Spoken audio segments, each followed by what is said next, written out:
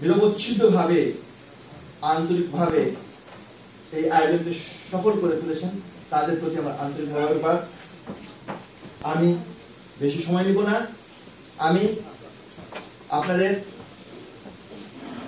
আমাদের মাঝে ইতোমধ্যে আমন্ত্রিত দুজন বিশেষ অতিথি জনাব আসাদুজ্জামান, সম্মানিত attorney general Bangladesh supreme court, ওনাকে আমরা পেয়েছি, এবং জনাব মোহাম্মদ তাজুল ইসলাম, সম্মানিত চিফ প্রসিকিউটর আন্তর্জাতিক অপরাধ ট্রাইব্যুনাল,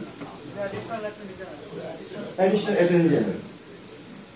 স্যারকে আন্তরিক অভিনন্দন আমাদের এই কর্মশালায় যোগদানের জন্য। আমি স্যার আপনাদের রেখেই কথা বলে ফেলেছিলাম, আপনাদের কথা বলেছি। তো এই আয়োজনটা সুন্দর হবে।